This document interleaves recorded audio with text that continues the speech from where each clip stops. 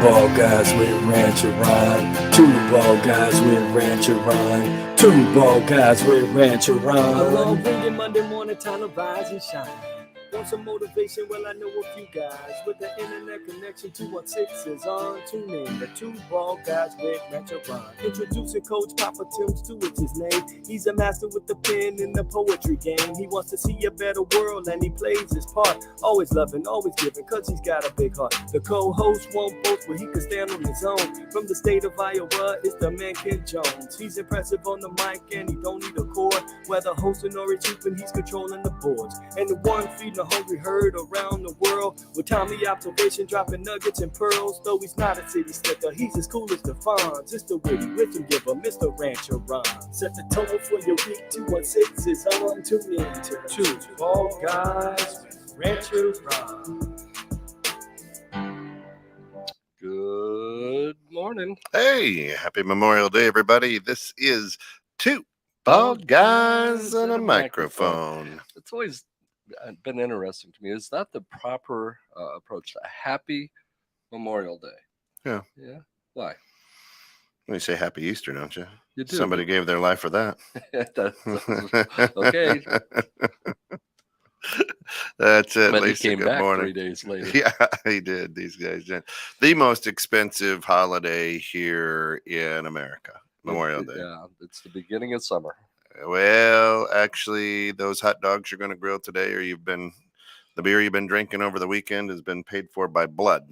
Amen. So that is the most expensive holiday that we have here. Of course, Memorial Day, the day that the United States of America recognizes all those who gave their life to fight for the freedoms, not only of people here in America, but around the world.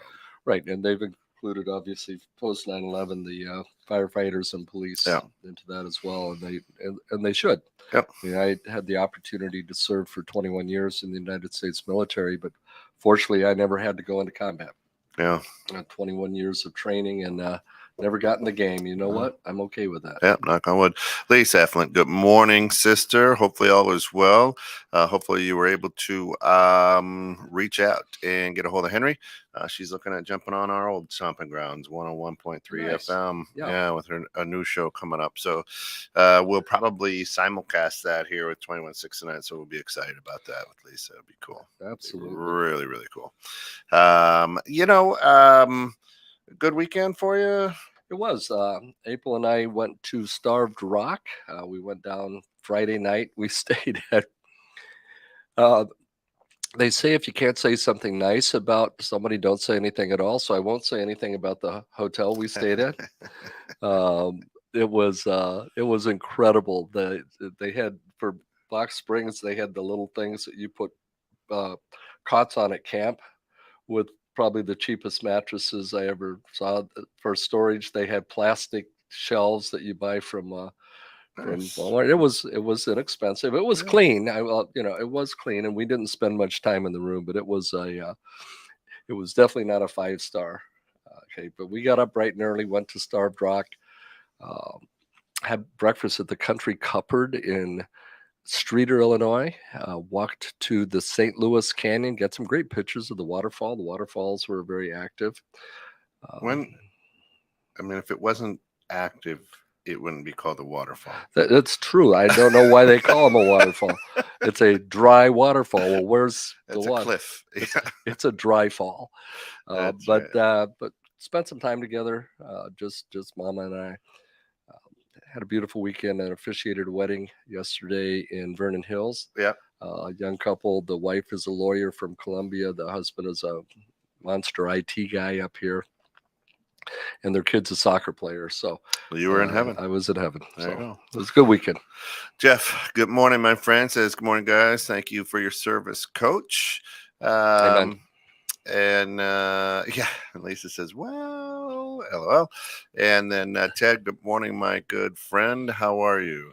Life's good. Good week. Our weekend, of course, was filled with parties and our niece graduated, so we ran up to Campbellsport, Wisconsin. on Saturday. Spent some time with Alice's family, which was good to see all those folks. Yesterday, we joined the Santos Memorial Day Bash. Happy birthday to our good friend Tim Santos, who, of course, runs Santos Agency down there, Health Markets on Green Street, as well as co-host. Let me tell you something, brother, right here on 21.6 The Net. Big 40 today, the 4-0. So happy birthday, Tim. And what a great party that was yesterday.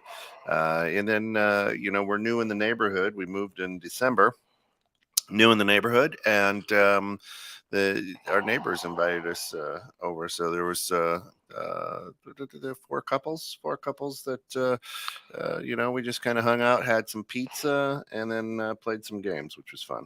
And what games did you play? Blank Slate. Have you played that one? I have not. Yeah, so it's kind of fun. It's a game where it's like match game, if I can put it that way. So it'll say like blank bubble, and there was 6 of us playing. So you write on a little whiteboard. You got a little dry erase board. What your blank is. And if you don't match with anybody, you don't get a point. Does word go in front of or behind? Yeah, blank bubble. So blank bubble. Yeah, so it'd be in front. Or if it was bubble blank, then whatever the blank is. I could think of bubble butt, but I couldn't. That's what I said. Check. And so if you don't match with anybody, you don't get any points. If you only match with one person, you get 3 points. If you match with more than one person, you get a point. So it was fun. It was fun. Alice actually won 2 of the 3 games, and then she didn't play the 3rd game. So a winner? Yeah. Yeah, she's a winner just by being married to you. So it was fun. It was an absolute blast, and we enjoyed it. And today, of course, here in America, in the Americas, a lot of people have the day off, but a lot of people are working today, retail and whatnot. But it's considered a quote unquote national holiday. So we're here, as we are every Monday morning. Every Monday morning, 6 a.m. It's a great way to start your day. Your week, your day. It is. It's wonderful. And I know a lot of our listeners out there are nursing hangovers, probably not even awake yet, since they don't have to get up and get moving. But I'm up all the time. Yeah. I'm an early riser. Alarm went off at 4:58. I was up about 12 minutes before it went off. Yeah. And of course, here in the Americas, just a strange week. As we remember all those who have, and I shared this a little bit on Bridging Civil Tension on Friday. Those children that were brutally massacred down in Texas, really. All the people who died in the grocery store shooting in Buffalo a few weeks ago, these people gave their life to fight for something too, and hopefully some change will come about where these senseless murders will. Saturday in Oklahoma at a Memorial Day event, one killed, 7 injured. Yeah, a lot of craziness going on out there, folks. Yeah, there is. So hug the ones you love a little bit closer. Give them a call. Reach out to them here. Make sure everybody is good, because crazy weekend, crazy things are happening out there. So this is part 3 of the good life. The good life. Are you living the good life? And the last couple of weeks, we talked about. Are you embracing change to elevate your life? What is the good life? We've talked a lot about, what the big time philosophers, everything out there did. But here's the deal. There's that book, Purpose Driven Life. We've had a lot of shows here on 21.6. What's your why? Do you know your why? Why not? And frankly, that tagline is, well, not my favorite.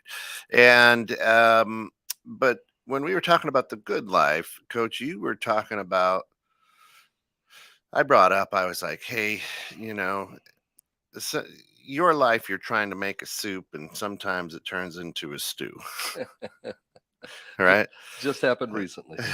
And then you started to, you asked me if I knew stone soup, Right. and I didn't know what stone soup was. Well, stone soup is a story for kids. A stranger wanders into a town and he's like, does anybody have any food to share? And the people are like, oh, no, no, no. Everybody's being protective of their food. This is a stranger. And the stranger says, well, I'm sorry you all are struggling so much. He says, how about if I make you some stone soup? And they're like, stone soup? He's like, yeah. He says, if you could bring me a big pot, and I'm looking for a stone that's about 4 or 5 inches in diameter, if you could bring that to me. So they brought him a stone and they filled the pot with water and he washed the stone all good and he put the stone in and started boiling. He said, you know what goes good with stone soup is cabbage. Does anybody have any cabbage? One family said, yeah, we have some cabbage. He says, oh, could you bring it? And they cut it up and they put it in with the stone soup. He says, carrots also go really, really good with stone soup. Somebody else went and got some carrots. And then he says, beef, a little bit of beef Little really beef. good with stone soup. And then worked through some seasonings and for a few other things. And at the end of it, he had this great big pot of stone soup. And everybody shared the stone soup. And they're like, isn't this amazing that you made this soup out of nothing but a stone? And the idea is that we all have more to give than we think we have to give. Sometimes we're very protective over our assets to Yeah. a point of not, but out here, there's so many people who need so much today that we are called to share. And I think that's what the story Stone Soup is about. And living the good life, for me and for you, because we've Yeah. talked about this, is the ability to serve others and to share with others and to care for others. So if you have the opportunity to make some stone soup, especially with your kids, it's kind of fun to go through the process. I know we did that when our children were little, and I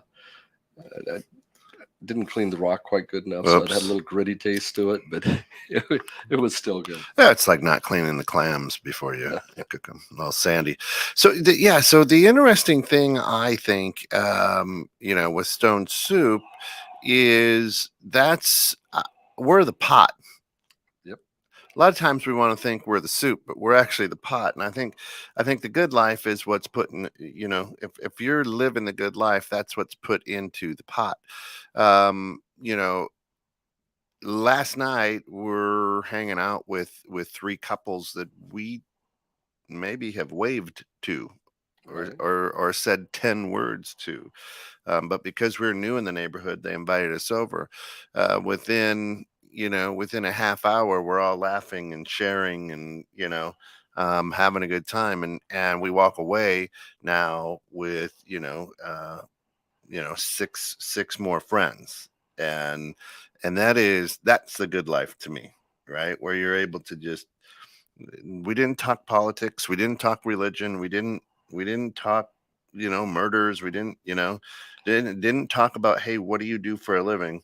It was just you know four neighbors that got together, and we're like, hey, let's have a good evening. So it was, and I think sometimes we focus too much on um, the ingredients rather than understanding we're the pot that just holds all this good stuff. Yeah, the recipe. We have to follow the recipe. You know, start a conversation. What do you do for a living? Well, I do this. What do you do for a living? Right. And sometimes it's just getting together and watching the trees. Yeah. We talked about that. My wife April, her mind is always going, and sometimes I just ask, could you just watch the trees? Well, I am. The leaves are blowing this way, and they're no, just watch the trees. Just slow down enough Hmm. to realize that we are living a really good life. We don't need a lot more. We want some things, and we'll go get those things, but the good life is just us. Us being together. A friend of mine wrote a book called The Death and Resurrection of Baseball. Okay. And his book, the premise of his book is that there's another civil war in America and baseball goes away. And it's 100 years after the Civil War and the country's getting back in, and a kid finds a sign that says no pepper. So he starts researching this sign. What does no pepper mean? Well, it's on a fence that was an overgrown baseball field. And through this research, he's able to recover the game of baseball and bring it back Through pepper. through pepper. That's Dougie Peterson is the author of the book. And as I'm reading it, I'm going, there's a lot of realness to what's going on. He took a look at what's going on here now and how it could lead to a civil war if we don't start realizing that we have the good life and we need to get back to it. Yeah. Let's see what Lisa says. Lisa says, sometimes the ingredients are all around you. You just are too busy. You just are busy only looking for what you already know you like, that you miss new things that enhance and will give you love, give you that flavor, right? So yeah, so I love chili, so I'm just looking for beans, meat, and that's it, right? I mean, unless you're in Texas, then there's no beans. But yeah, so that is true. A lot of times we think that the stew or the soup that's in us is all we need. Little did we know that a little garlic will really add a little cayenne pepper in there, add a splash of life to what it is that you're looking for. And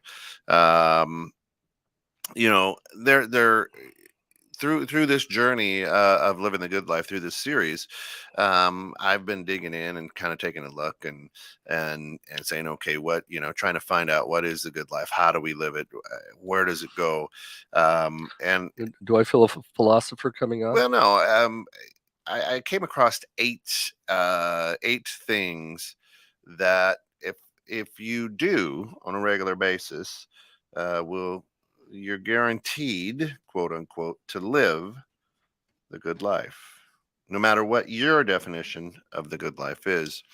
The first one is to let go of the past. Now, I sat with this one for a long time because here we are on Memorial Day. We're on Memorial Day and we're remembering the past. We're remembering those who have given their life for our freedoms and for freedoms around the world. But in letting go of the past, I don't think is forgetting the past, but it's letting go of the emotions of the past. Right. Coming out of Vietnam, that was a very difficult thing for people to do because a lot of atrocities happened over there.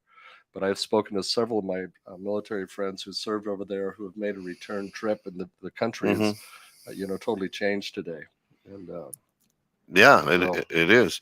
I think you have to free yourself from the burden of the past by letting it go. And this because you do funerals, you do weddings, things like that. We often hold on to the death of loved ones, mistakes made in relationships, things we said when we were angry, or decisions we made that led us in the wrong direction. And we wallow in the mire, to say, right? We just kind of dig in and go, "Brr." Well, you've, I think, heard me say before, the map reading instructor taught me two things. Number one, you're never lost if you don't care where you're at. Right. If you've never defined success and you don't know what success looks like, then you're never going to find it. Yeah. But number two, the thing he said was, it doesn't matter where you've been, you're here now. Where are you going to go and how are you going to get there? Yeah. And that's that having a plan in life. What is your future? Have you taken the time to think about it, to plan about it, and push yourself forward? Now, it's important to learn from our mistakes. If the first time I went out on a map reading thing, and I'm here and I want to go there, and I want to just walk a straight line, and I find out there's ditches and rivers and valleys and canyons and things. If I would have looked at the map, I could have gotten around. Yeah. So the second time I learned the lessons from my past, but I didn't dwell on them. I just moved Right forward. on. And Lisa says, remembering and giving tribute to is not the same as being stuck in or dwelling on, unless you're running for office, and then things that you said 40 years ago matter. Anyway, anyway, yeah, you know, the a tree, a good oak tree, or any tree has rings, right? And you count those rings to show how old it is. Those rings simplify the past. Now, that tree can't grow another ring without the one in front of it. So the interesting thing is you can have a beautiful shade tree, a tree that gives you wood to build your home, the table that you sit at, what the bed that you sleep on, whatever the case may be. But they don't dwell. It doesn't get one ring and just stop. Those rings keep going and going and going. Those rings tell a story. So yeah, they're not stuck in the past, right? But the past is part of what they are. Amen. Yeah. Number two, and this is probably a tough one for a lot of people, not for myself, but a lot of people. Don't take things too personally. You want to live the good life, don't take things too personally. That hurts me. Exactly. We as a species tend to overthink every little minute detail of our day. We think life is unfair when something bad happens to us. We keep asking why when someone leaves us, dies, whatever. We fail, we give up, we pout, we stomp our feet. But really, really, we shouldn't take things too personally. And that creates a lot of problems, Yeah. both within the family and as I talk about conflict when I'm going out, and relationship conflict.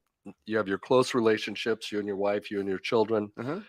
Those conflicts go one direction. You have conflicts with people but you're not really close with. Those conflicts can take a whole nother flavor. And then you have the people you don't know at all. Some guy cuts you off in traffic and you're like, all right, is anybody looking? Now I can be an idiot for a few minutes. Yeah. But if we can figure out and not take it too personally, he didn't cut me off because it was me. He's got something going on in his life. Maybe his kid's in the emergency room. Right. Or maybe his wife just yelled at him, or, something's going on in his world. Yep. Nobody wakes up in the morning and says, I really want to suck today. At least I don't think they do. If you do, please call in. We'd like to have a conversation with you. But everybody goes out and does the best that they can. And when we get angry because somebody says something, we're taking it too personally. Sometimes we need to stop and think, maybe there's some truth in what they're saying. Maybe I need to, take what they've said, reflect on a little bit and make some adjustments going forward, but not take it to the point of anger or acting out on it. Yeah. The beauty is we all make mistakes. There's no doubt about it. We all fail. I've failed more times than I've succeeded in life. And the beauty of it is we get to try again. Right. So, not taking things personally when you fail. That's a hard thing in a lot of people's lives, businesses. You work for somebody that we mistake, constructive criticism as, I'm taking this personally. You don't like me. You know what? You can't talk to me that way. Now I'm going to leave this job that I love because I feel personally, whatever. We have come into a society in the world where all of a sudden now I have to worry how you're going to personally take my comment when I don't know who you are and I don't even care who you are. And I've got to worry about your feelings now because I'm afraid you'll take it personally, which then irritates me and makes me more mad. And then I take it personally that you're taking it personally. Well, we look at, the original two bald guys and a microphone. Yep. The way it grew and evolved and eventually morphed into 216, the net. But at the end of 2018, it had run its course. Yeah. And did it fail? It didn't fail. It wasn't achieving a purpose anymore. I know how you felt. I know how I felt. There was always something missing in my life since we stopped that. Yeah. I've tried to get it back in a couple of different areas. And finally, we just had to admit the truth. We need to get back to Yeah. being Two two bald guys at a microphone and just reaching out and helping the world hopefully be a little bit better place. Yeah. So what's number 3? Number 3 is choose less over more. Now, less is not your neighbor, and the mores are not your neighbor. In today's world, and I just moved it back in December. Literally, it's easy to way overdo it, to buy too much, to eat too much, to spend too much, to have too many new gadgets, to get the newest hottest thing that was just released, those type of things, or work too much. Work too much. Is that possible? Work too much, right?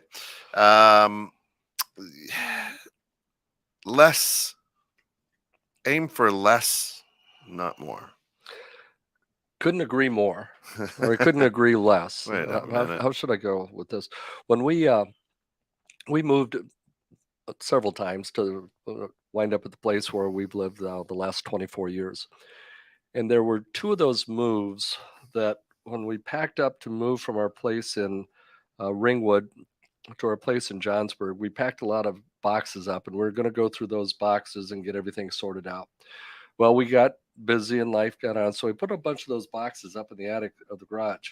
10 years later, when we moved into this house, they're still in the same boxes, which made it nice for moving because they're already boxed Didn't up. have to pack it up. Yeah. They moved to this house, and they went into the attic in this house. Yeah. And then finally, a few years ago, we started going through things. And why did we move all? Why did we need all this stuff? Yeah. And we filled a 20-yard dumpster with just stuff that we had no. And that was after probably an equal amount going to Goodwill and other places that could use it. Most of it was just junk. And in our life, I think we collect that junk more than just physical junk. We collect emotional junk. We collect mental junk, and we just don't take enough time to clean it out and live. Lisa says it too. She just moved. Moving will teach you quickly how much crap you have and you don't need. Amen. There you go. Well, how about this? And here's the interesting thing too, right? And Lisa will appreciate this. Of course, she, the host of Lisa's Changing Perceptions for a couple of years on the station here, is this: speak less so that you can listen more.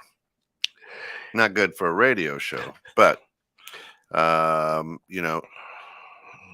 boy, would the world change perhaps if we sought first to understand by listening. And I just, we open our mouth. as you know, this past week, I just got a good lesson in that. It's coming out of the end of last week. I've had this cough going on for 18 months, probably just as I cough several times a day. At my annual physical, the doctor said it's probably related to your vocal cords because, of the symptoms and stuff. So I took what he said, and the treatment was silence. Give your vocal cords a break. Well, I started doing some of my own research, and based on the fact I didn't have any raspiness or a lot of other things that go along with vocal cord dysfunction he was talking about, I discovered this guy talking about a neurological based cough, and did a lot of research. And as you know, I do work with Noah St. John and subconscious work, but I'm currently getting a new certification in combat brain training, which is neuroplasticity, learning to rewire the brain. And it says, well, if it's a neurological cough, then this stuff should work for it. Have you noticed I haven't coughed this morning? I don't have a pile of cough drops here. Within 2 days of doing this, I don't have the urge to cough at all anymore. After 18 months of coughing, probably 15 to 20 times an hour. Yeah. And it was all in my mind. I don't know, but I had the answer. Cool. I just didn't know how to find it. Yeah. And so I did get that scare because I'm a life coach. I'm a business coach. I'm a speaker. I'm on the radio, and I can't talk. I have to learn sign language real quick. Did your wife pay you to tell it out? To tell you that? I'll have to look into that, but thank you very much. That's right. Here's the easy. This is easier said than done when we're talking about less, not more. Eliminate the people in your life that only burden you with negativity because you don't need them. We have those people. Oh, God, here they come. But you know what? My goodness in my heart says I can help this person and I'm going to make them better. And the truth is, nope. Nope. Nope. I had one of those, one specific incident. This person was involved in my life because of her child, who was part of my track team. And long after her child graduated, she came to me for financial assistance. And when someone comes for financial assistance and you help them, they will ask you about everything and anything else, which became a daily thing. I need someone to do this. I need someone to do that. And these mine of them were things I could do. And I would go and then just sit and listen to how the world is so mean and how it's unfair. And I finally blocked this person from my life. I couldn't take it anymore. But the guilt I felt from doing that, there's got to be a better approach. Yeah. And so I just got over positive whenever they would go negative. And I won't say today she's perfect. I didn't go out to try to fix her. Right. But just when I was in her presence, I made sure that I was extremely positive about the good things that are going on. And I know it's helped her. Oh, it has to have, yeah. Of course, shorten your to-do list by focusing on the essential things that you have to do and ditch everything else that only keeps you busy as we're looking to go less and not more. And here's interesting. By cutting back on areas where you feel you can, now listen to this, people, and take note of this, you can create space for your hobbies, passions, and the important people in your life. Ultimately, you'll find that you don't miss most of the extra stuff that you thought was bringing you joy.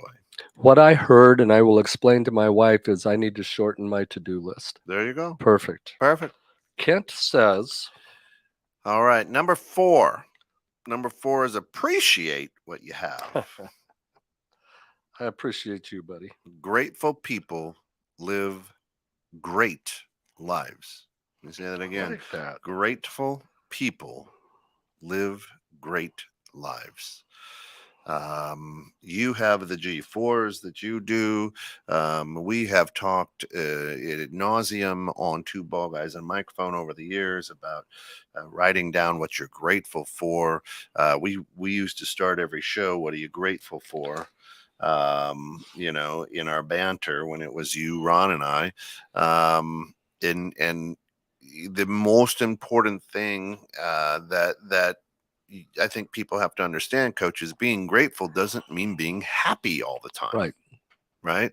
It simply means you can recognize that that things will get better during hard times and that you will come out on the other side. Well, and there's so much truth to this, and just physiologically, our body, when we are grateful for things, is producing dopamine, and dopamine's opening up our world. When we're living in conflict, our body's producing cortisol and shutting down our world. This is a fairly new concept. I think it was only mentioned in the Bible a few thousand times. Right. But gratitude, and I like this, grateful people live great lives. How long have I been teaching this? Where do you come up with this stuff? I'm so appreciate you and your. It's crazy, right? You just kind of. Sometimes when you're silent, the little things drop right in there. Amen. But it's true. And here's the other thing. Most grateful people, and Lisa will back this as well. They're those nauseous people that just want you want to vomit when I mean you're up to your neck in shit and you're trying to drudge through it and you see coach over there going, you got this, hey, you can do it. And it's not because they're positive, it's because they're grateful. Yeah. Their mind may be going, man, this sucks. But because they're grateful and they understand that, hey, even the situation that I'm in, I'm grateful for because I'm learning, or whatever the case may be. In coaching athletes for years and years and years, you and I both would say, there's a win column and a learn column. There's not a win and a loss. Right. Right. The scoreboard, we may not have scored as many points as them, but what did we learn? You never coach to lose, Right. but from a loss is where the lessons are learned to create victory. Yeah. And in life, it's the same thing. We feel that we've failed. Well, we haven't failed. We just learned a way not to do it. Yeah. I've learned a lot of ways not to do it, Right. and occasionally I'll come across a way that works. Right. And if you're not that person, if you're not great at gratitude, there's a simple way to become great at gratitude. And please tell us, what is that simple way? Start a gratitude journal. You Okay. call it G4, Right? right? What are you grateful for? And you write down how many things. A minimum of 3. Sometimes it's 15. Yeah. But it's just the 3 and 3 new things every That's day. the stretch. Because if you write the same time, I'm grateful for a roof over my head. I'm grateful for Kent on the radio. I'm grateful for Lisa hanging out with us. If we do that every day, it becomes rote and it doesn't have the same power on us. But when you're looking for new things to be grateful for every day, it puts your mind in the place of looking for things to be grateful for. Yeah. Your reticular activating device. That's that part of your brain that I'm going to buy a blue Volkswagen because there aren't any blue Volkswagens on the road. And the second you drive off the lot, you're passed by 4 blue Volkswagens. The same thing with gratitude. When you focus on gratitude and being grateful, you're going to notice so many great things going on in the world. Yeah. Sometimes the best I have is I look forward to the moment I realize what the crap, taught me. No, you're absolutely right. And gratitude, and I fight a lot with people. Gratitude is a verb. It is. Right. It's an action. When I feel myself getting angered at because of the line in the drive-through is long or something, right? And or the person in front of me happens to be driving 6 miles below the speed limit, and I want to get around. I go, okay, why did the universe, why did God put this person in front of me? What lesson am I learning here? Maybe it's a lesson in patience. Maybe I'm grateful to be in this comfortable car that we have, whatever, right? And it's tough to do that. But if you are truly grateful and you live a grateful life, absolutely is the way to do it. You want to know one of the things I'm truly grateful for right now? What's that? That this show is brought to you by the sponsorship of Natural Therapy and Wellness. You can see him on a little sign in front. You see him right behind us. John Peterson and the team at Natural Therapy Wellness have done a great job of making you feel better, but also they've been with us since the very beginning. Yeah, they have. And again, check them out. If you want to be grateful for an incredible team of licensed massage therapists, reach out to them. Nothing you'll be more grateful for. I am. I get to them at least 3 or 4 times a year. That's right. Yeah. Or what situation are you being delayed to avoid? Yeah, absolutely. Oh man, if I went around that car, maybe a meteor hit me. We're right halfway through. We're on just got done with point number 4 on how to live a good life. And I don't know, are you closing the show this morning? Or do you want to do it at the halfway point here? We're a little past halfway. I will defer to your choice. It's a couple of minutes. Well, let's close. Let's close with that. All right. And that'll be Coach's cadence. We'll bring back the Coach's cadence. But that's it. All right. So step number 5, or the 5th thing you can do to live the good life, folks. And it's this easy. If it wasn't this easy, 2 bald guys and a microphone wouldn't be telling you that these are the 8 simple steps to live the good life. All right. Stop worrying about the future.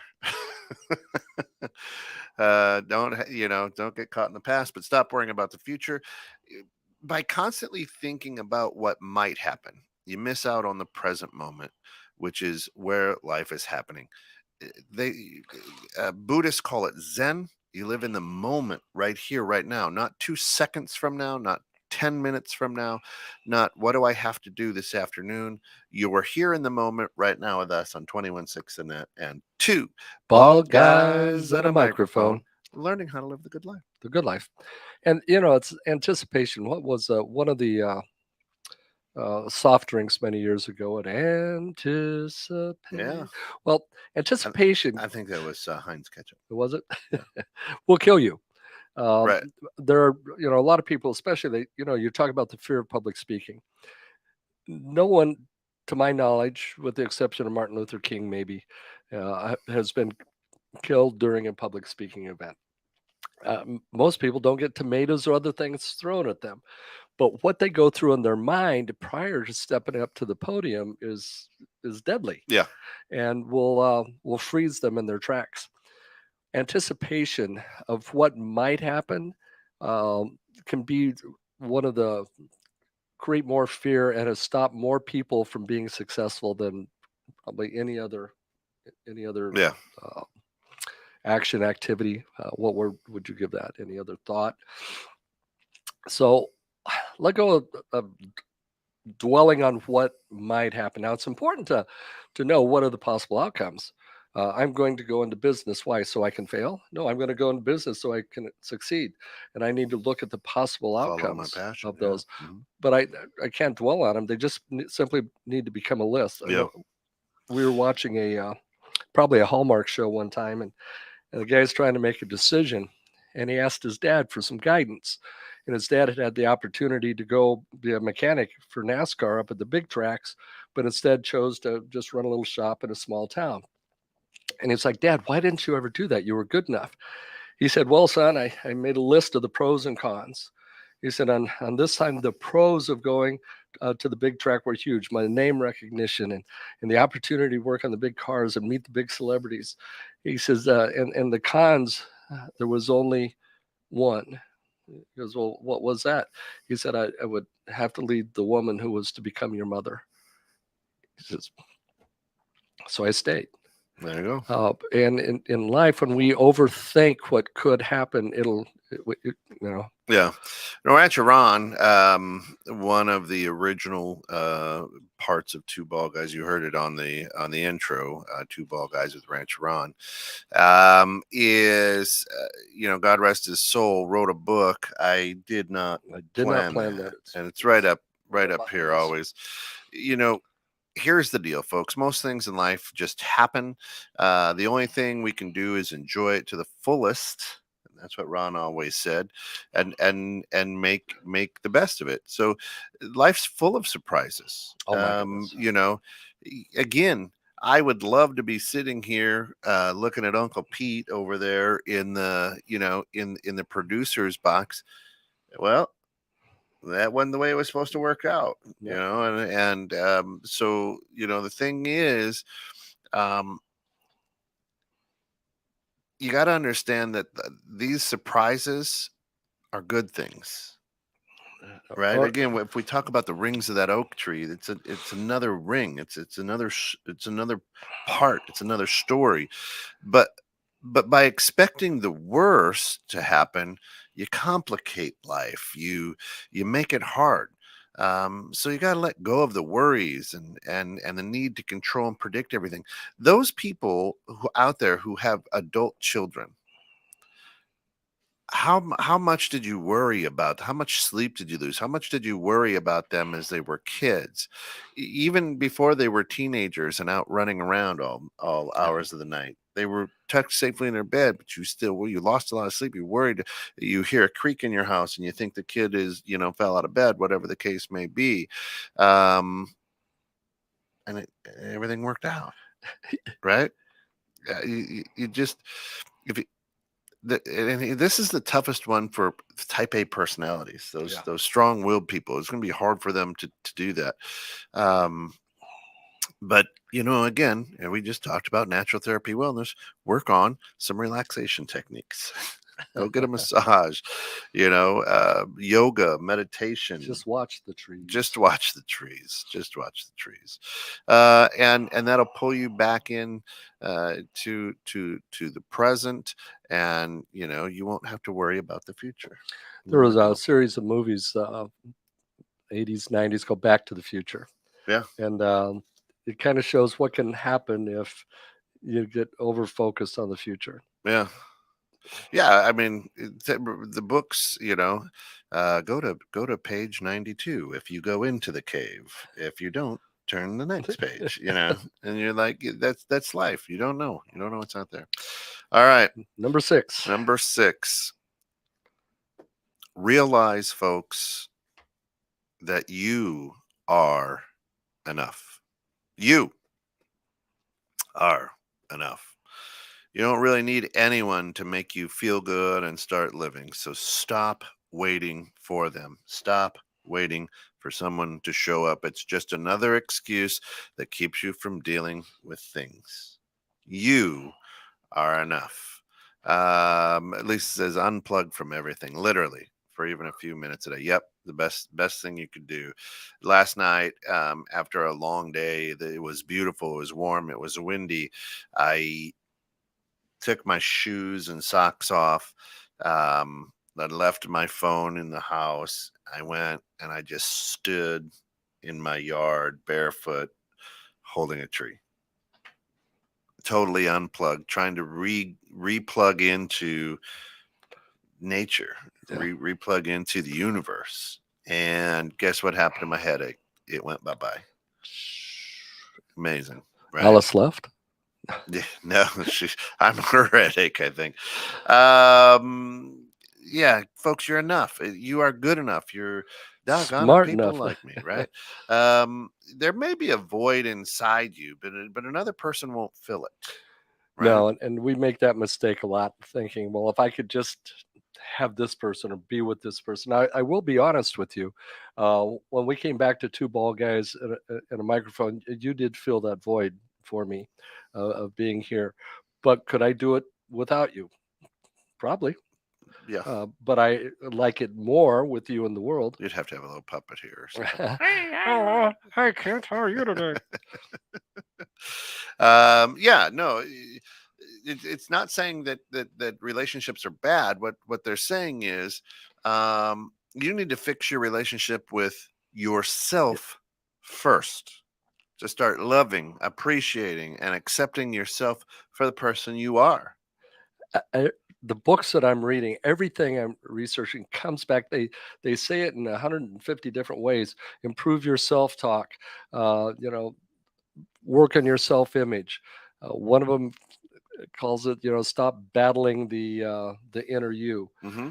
But the bottom line is, you cannot have a positive relationship with anyone outside until you can have a good relationship with the person inside. Hey, Shana, good morning. Shana says, I try to honor all paths people take, but faith in a higher power has walked my back from the edge of time or two. Walked me back, sorry. And I feel sad for those who don't have that. Yeah. I don't think what you're saying is not to have God in your life.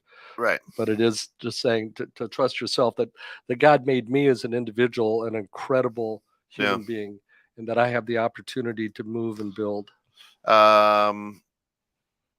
that unplug part that I was talking about, just walking out there, Lisa says there's a physical release to that, Kent. It's literal. Yeah. That's the inner 9-year-old. Mine's about 4.5. That's right. The interesting thing too is, folks, here's the weird thing. I have told my kids since day one is, you need to love yourself, because if the world were to stop tomorrow and you're the only person left on earth, could you live with yourself? right? And that's scary. I think we do need people. I think that those relationships, you can't just be alone. Yeah. It is what it is. That's why there's people on earth. But ultimately, many of the things that can be that you want or you desire or you long for can be done alone once you build up your self-esteem and courage, right? But you have to be able to love yourself. If you can't, you know, and you can't realize that you're enough, well, Well, well. that's a deep subject for That's such a it. shallow mind. Number 7, watch for new opportunities. Really? All right. You can truly live a life full of excitement if you choose to live outside your comfort zone every once in a while. Not all the time, every once in a while. If you want to live life, take risks, try new things, do what scares you, and challenge yourself as much as you can. That's how you grow and improve, and that's how you feel free and full of life. I've been working on this new certification for combat brain training, and I got a text last Sunday that asked if I was vaccinated. I'm like, yeah, I'm vaccinated. You go, why? He says, well, I have an opportunity for you in Toronto. We need to finish this certification. So on June 7th, I'll be traveling to Toronto, Canada, to speak on combat brain training, which is a phenomenal concept that at some point in the near future we'll get into. But it's accelerated my learning That's for a awesome. 3-hour speaking engagement in a subject that a week and a half ago I didn't know intimately, enough to Yeah. talk about.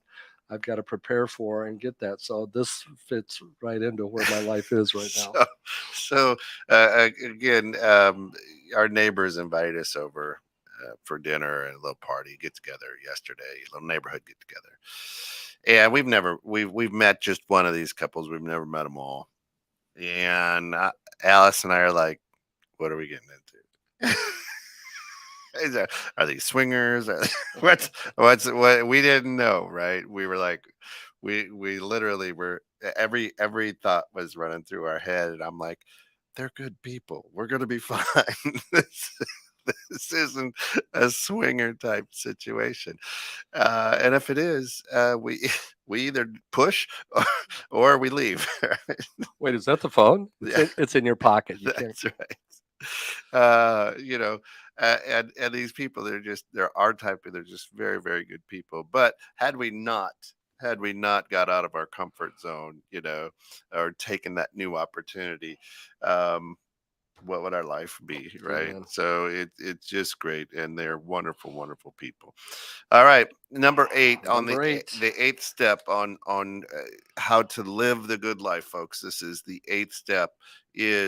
Are you ready? Choose kindness. Choose kindness. A good life depends on the strength of your relationships with family, friends, neighbors, colleagues, and strangers. That's what Dave Lammy says. That was a quote by Dave Lammy. Dave Lammy. Yeah. Good old Dave. Here's the deal, folks. You'll hear me say this a lot. Hey, thanks for getting caught in the net. Remember to be good, but more importantly, be good to each other. I close a lot of shows that way. Be kind to everyone you meet, no matter how they treat you. You can always be polite, smile, and offer help.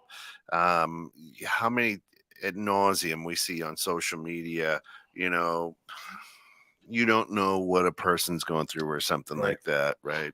Or you think, I don't know how it goes, but anyway, um, it's true that we as people often contribute someone's bad mood to a flaw in their personality, but most of the time they're just simply having a bad day.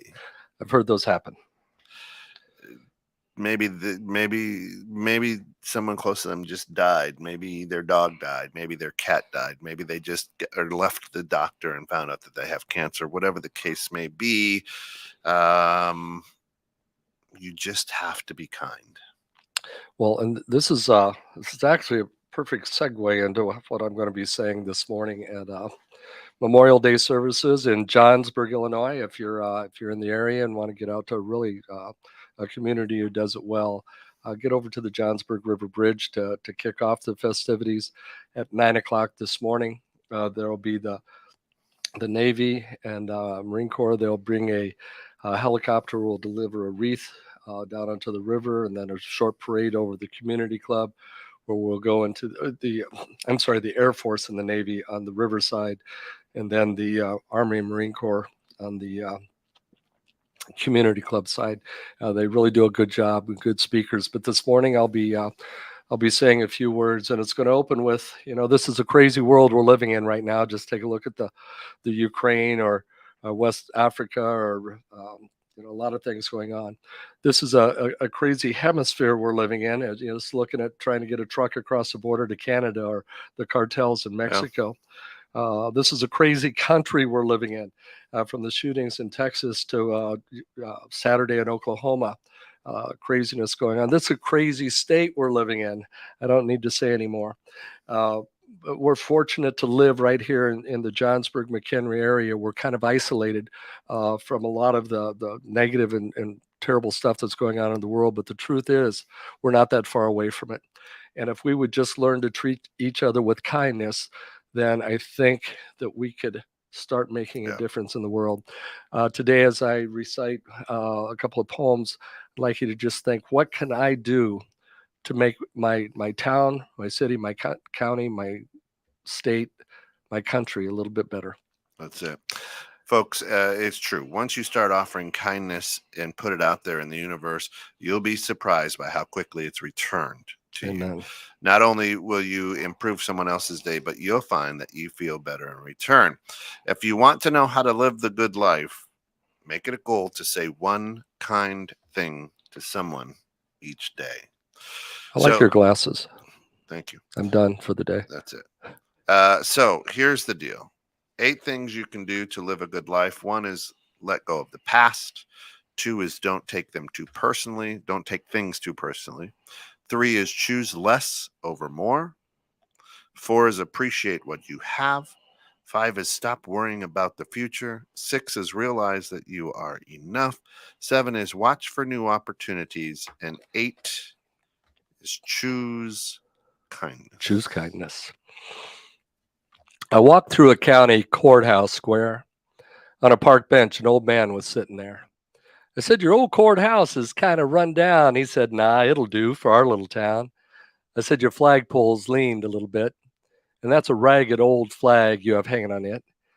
He said, "Have a seat." So I sat down. "Is this the first time you've been to our little town?" I said, "I think it is." He said, "I don't like to brag, but we're kind of proud of that ragged old flag. You see, got a little hole in that flag there when Washington took it across the Delaware. And it got powder burned the night Francis Scott Key said, watching it writing, 'Oh, say, can you see?' Got a bad rip down in New Orleans with Packingham and Jackson tugging at the seams. And she almost fell at the Alamo beside the Texas flag, but she waved on through. She got cut by a sword at Chancellorsville. She got cut again at Shiloh Hill. There was Robert E. Lee, Beauregard, and Bragg, and the south wind blew hard on that ragged old flag. Flanders Field in World War I, she got a big hole from a Bertha gun. She turned blood red in World War II. She hung limp and low before that was through. She was in Korea, in Vietnam. She went where she was sent by her Uncle Sam. She waved over our ships upon the briny foam, and now they've about quit waving her back here at home. In her own good land, she's been abused. She's been burned, dishonored, denied, and refused. And the government for which she stands is scandalized throughout the land. She's getting threadbare and wearing thin, but she's in good shape for the shape she's in, because she's been through the fire before, and I believe she can take a whole lot more. So we raise her up every morning, take her down every night. We don't let her touch the ground, and we fold her up right. And second thought, I do like to brag, because I'm mighty proud of that ragged old flag.